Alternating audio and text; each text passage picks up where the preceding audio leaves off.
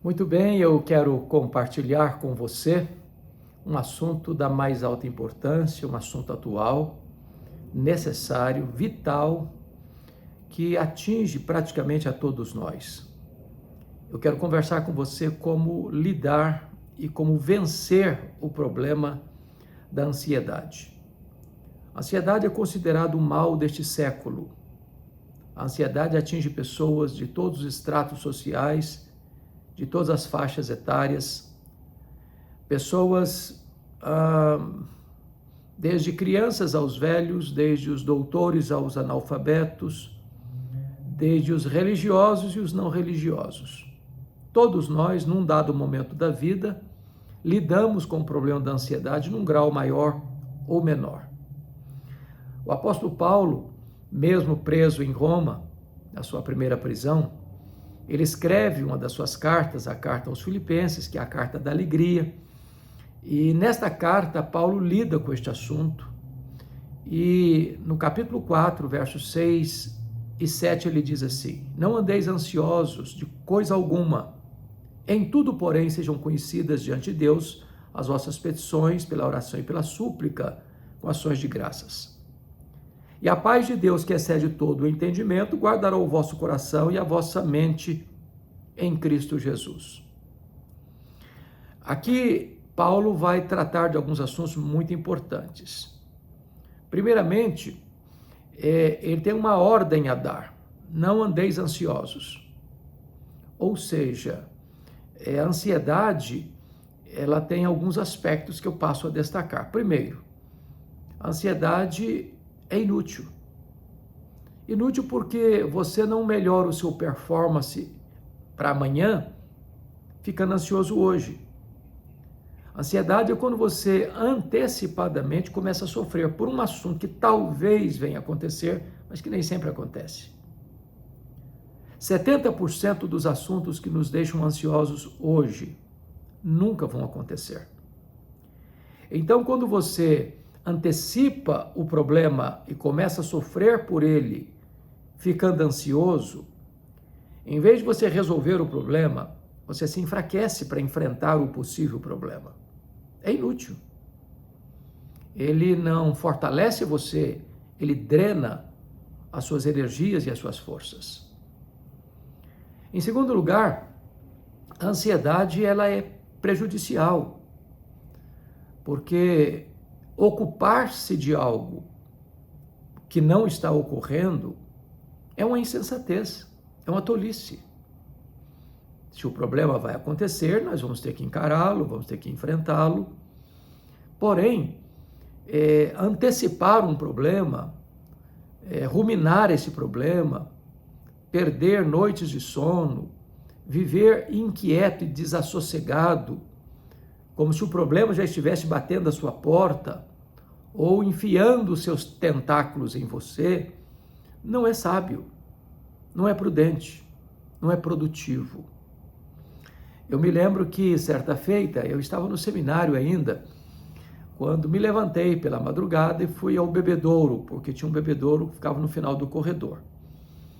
E eu estou caminhando lentamente para não incomodar os colegas que estavam certamente dormindo naquela hora da madrugada, quando passo pelo quarto de um colega e a porta aberta e ele chorando, e chorando convulsivamente. Apressadamente eu entrei e disse: o que está ocorrendo? Tem alguém doente da sua família? Alguém morreu na sua família? E ele me respondeu em lágrimas: eu estou com medo da minha mãe morrer. Eu falei: mas em que hospital ela está internada? Qual o problema? O que houve? Algum acidente? Não, ela não está doente, não. Eu só estou com medo, ela morreu um dia. Eu disse: mas rapaz, deixa sua mãe viver, ué. Ô, gente, isso tem mais de 40 anos e a mulher está viva até hoje.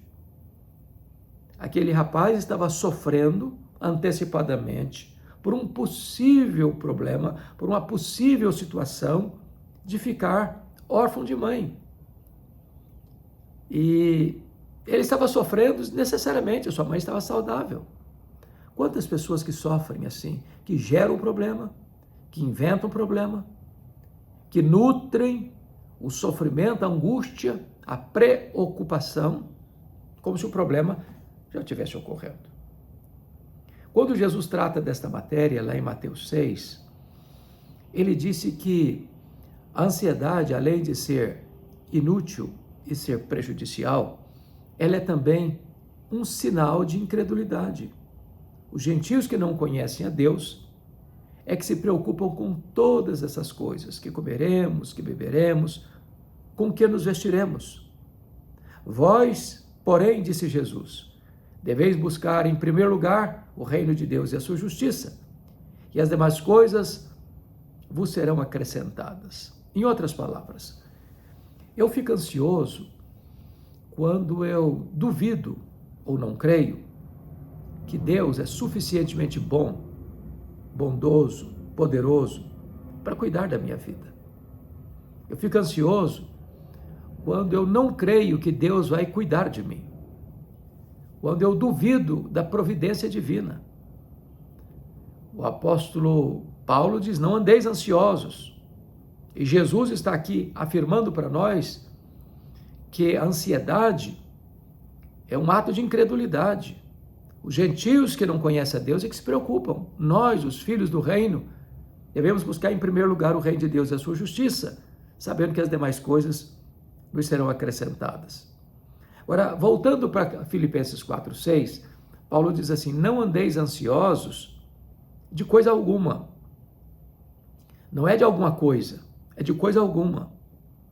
Ou seja, há circunstâncias fáceis, há provações leves e há provações médias e pesadas. Há situações que passamos como que de avião supersônico, há tribulações que nós passamos de Fórmula 1, há tribulações que nós passamos rapidamente, como um carro bem veloz, há outras que nós passamos correndo, outras andando, outras até engatinhando. Então há provações de diversos matizes. Eu não sei que tipo de luta você está enfrentando hoje. E às vezes, quando você está enfrentando um problema, a mania nossa é de achar que o nosso problema é o maior do mundo, que nós somos as vítimas do universo, que ninguém sofre como nós estamos sofrendo. E Pedro diz que nós não devemos estranhar o sofrimento que nos ocorre, porque irmãos nossos estão sofrendo as mesmas coisas mundo afora. É só você reunir 10 pessoas numa sala e pedir para cada um contar a sua história. E você vai se surpreender e perceber que tem gente que está sofrendo mais do que você. Então, Paulo diz assim, não andeis ansiosos de coisa alguma. O próprio Paulo estava preso, acusado pelos seus irmãos, algemado.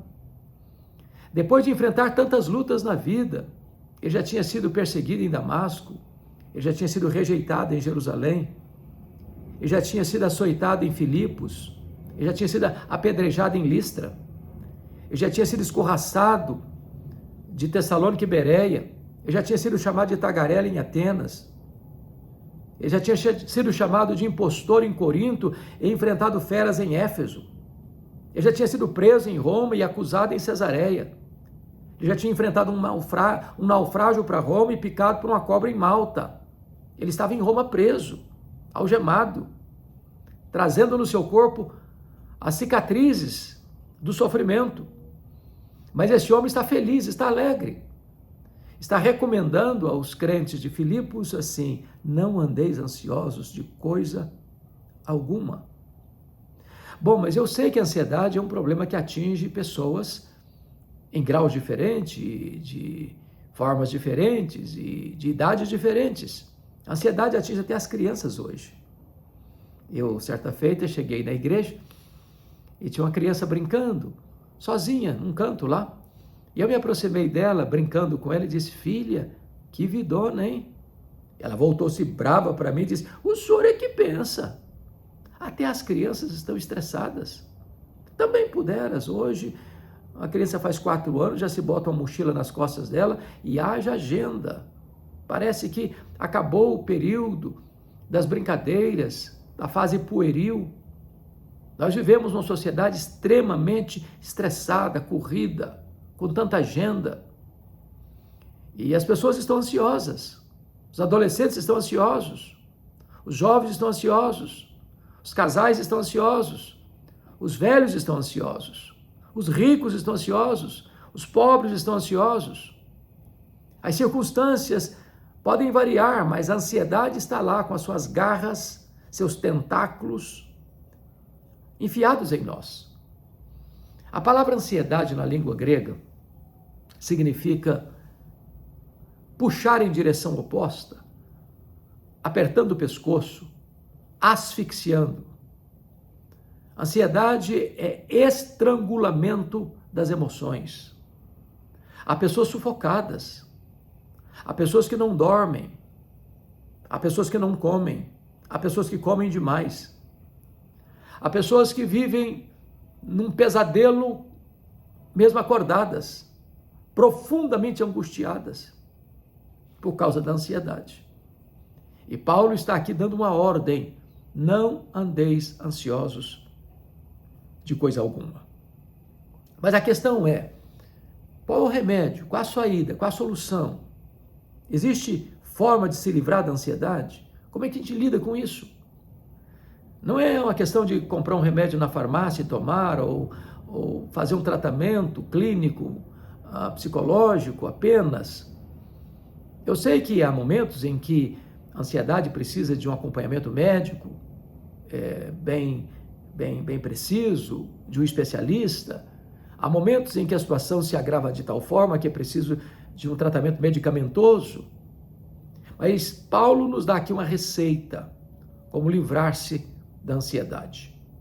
Ele diz assim: não andeis ansiosos de coisa alguma, em tudo, porém, sejam conhecidas diante de Deus as vossas petições, pela oração, pela súplica, com ações de graças. Paulo está aqui nos mostrando que o remédio mais importante para a ansiedade é a oração. E ele divide a oração em 3 aspectos. A palavra oração aqui traz a ideia de adoração. Ele está falando de adoração, de súplicas e petições, que é a mesma coisa, e de ações de graças, que é gratidão. Então, como é que você resolve o problema da ansiedade? Primeiro, quando você adora a Deus, quando você suplica a Deus, quando você agradece a Deus. Qual é a diferença entre adorar a Deus e dar graças a Deus? Você adora a Deus por quem Deus é, e você dá graças a Deus por aquilo que Deus faz. Então, eu vou fazer uma oração aqui de adoração. Você adora a Deus por quem Deus é. E você chega diante de Deus e diz: meu Deus, eu quero te adorar, porque tu és o único Deus vivo e verdadeiro, Deus Pai, Deus Filho, Deus Espírito Santo, o Deus autoexistente, o Deus imenso, o Deus infinito, o Deus eterno, o Deus imutável, o Deus onipotente, o Deus onipresente, o Deus onisciente, o Deus transcendente, o Deus soberano. Eu quero te adorar porque tu és bom, fiel, verdadeiro, justo e misericordioso. Eu quero te adorar porque tu és o Deus criador, o Deus provedor, o Deus redentor, o Deus consolador, o Deus da providência. Eu quero te adorar porque tu és a causa e a razão da minha vida, tu és o deleite da minha alma, tu és a minha segurança, tu és a minha paz, a minha alegria, a minha justiça, o meu tesouro, a minha herança. Eu quero te adorar porque tu és a razão da minha vida. Em nome de Jesus, amém. Aí eu termino essa oração e digo assim: oh Deus, mas eu estou tão ansioso. Não combina mais. Não combina mais. Se Deus é tudo isso, e Ele é, se esse Deus é seu Pai, então ou você retira a oração ou retira a ansiedade. Sabe por que nós ficamos ansiosos? Porque nós não conhecemos o Deus que temos. Quão poderoso Ele é, quão grande Ele é, quão majestoso Ele é, quão glorioso Ele é. Quando você vai para a obra da criação de Deus, a majestade de Deus, o profeta Isaías, no capítulo 40 do seu livro, diz que esse Deus é o Deus que mede as águas na concha da sua mão, é o Deus que pesa o pó das montanhas em balança de precisão, é o Deus que espalha as estrelas no firmamento, e por ser forte em força e grande em poder, nenhuma delas só vem a faltar. É o Deus que olha para as grandes nações da terra e considera todas elas como um pingo que cai num balde, como um pó numa balança de precisão, como um vácuo, como nada, como menos do que nada. Este é o seu Deus. Se você perguntasse, por exemplo, para um astrônomo, qual é o tamanho deste universo que Deus mediu a palmos? Ele vai responder para você: eu não sei exatamente. Nenhum homem sabe exatamente. O que eu sei, ele diria para você, é que esse universo tem mais de 93 bilhões de anos-luz de diâmetro. E o que significa isso? Significa que se você voasse à velocidade da luz, 300 mil quilômetros por segundo, nessa velocidade, você demoraria mais de 93 bilhões de anos para ir de uma extremidade à outra do universo. Pois o seu Deus é maior que o universo. Não há um centímetro desse universo, como disse Abraham Kuyper, que Deus não esteja presente. Que Deus não possa dizer: isso aqui é meu, eu criei isso aqui, estou aqui, sou dono disso aqui. Este é o seu Deus. Pergunte a um astrônomo quantas estrelas existem. Ele vai responder para você: eu não sei. Mas o que eles sabem é que há mais estrelas no firmamento que todos os grãos de areia de todas as praias e desertos do nosso planeta. Vá um dia à praia, encha a concha da sua mão de areia e tenha a paciência de contar quantos grãos de areia você consegue colocar na concha da sua mão. Pois há mais estrelas no firmamento que todos os grãos de areia de todas as praias e desertos do nosso planeta. Deus não apenas criou todas elas, Deus batizou cada uma delas pelo nome. E por ser forte em força e grande em poder, quando as chama pelo nome, nenhuma só delas vem a faltar. Este é o seu Deus. Você olha, por exemplo, para as grandes potências da terra, os grandes impérios do passado, Império Egípcio, Assírio, Babilônico, Medo-Persa, grego, romano. Você olha hoje para as grandes potências econômicas e militares da terra, Estados Unidos, China, Japão, Alemanha, França, Inglaterra, Brasil e outras tantas. Aos olhos deste Deus soberano, todas essas nações reunidas não passam de um pingo que cai num balde, um pó numa balança de precisão. Este é o seu Deus. E é este Deus que você, ao aproximar-se dele, adorando a ele, entende que ele tudo pode, que ele é soberano e que a sua vida está nas mãos dele. Não andeis ansiosos. Mas a segunda receita de Paulo para curar a ansiedade é que esse Deus é seu Pai e você pode suplicar a ele, pedir a ele, fazer petições a ele. E ele tem prazer em dar. Ele é rico em misericórdia. Ele quem cuida de você, nele vivemos, nos movemos e existimos. Ele quem nos dá a vida, a respiração e tudo mais.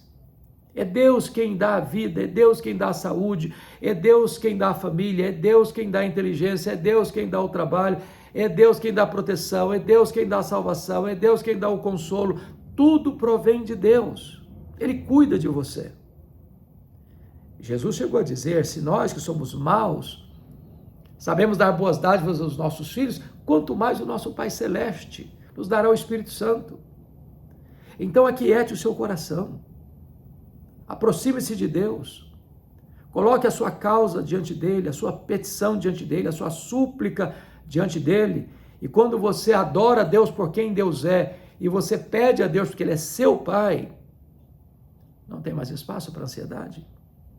Mas em terceiro lugar, você precisa orar, não apenas adorando a Deus por quem Deus é, não apenas pedindo a Deus porque ele é seu Pai, mas você vai dar graças a Deus por aquilo que ele já tem feito na sua vida. Você consegue enumerar todas as bênçãos que você tem recebido de Deus? Nessa pandemia que passou, eu escutei muita gente dizendo: mas como é que eu posso dar graças se eu sofri tanto?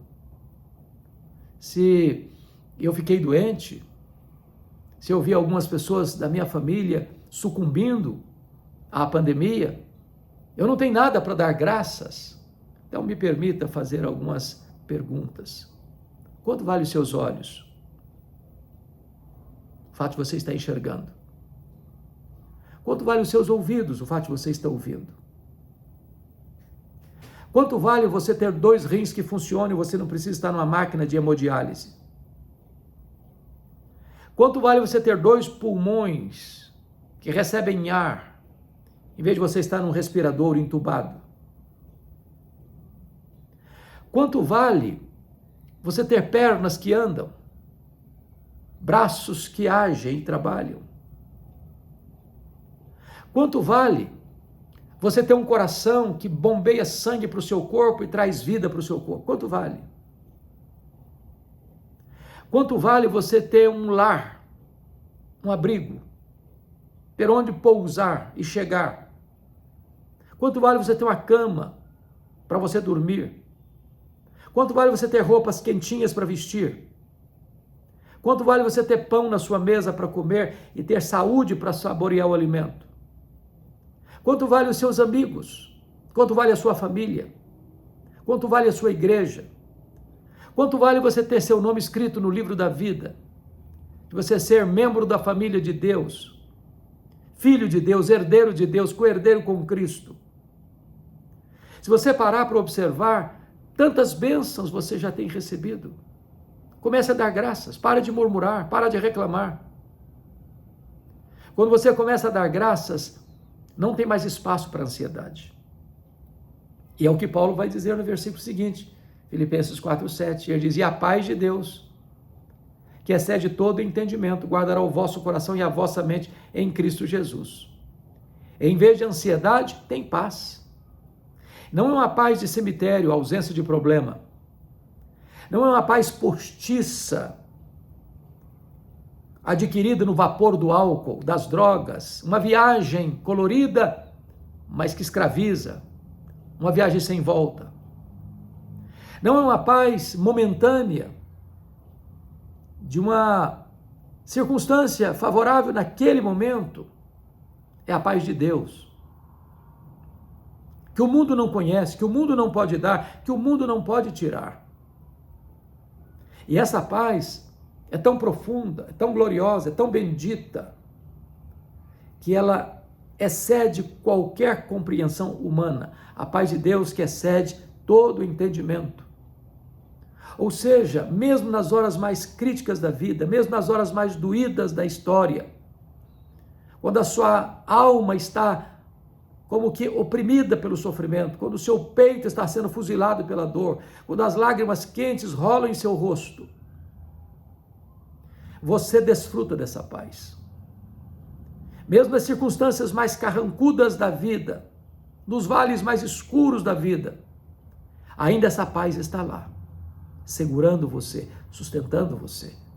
Porque não é uma paz qualquer, não é uma paz química, não é uma paz que você encontra nos remédios da farmácia, nas incursões da sua alma, nas meditações transcendentais.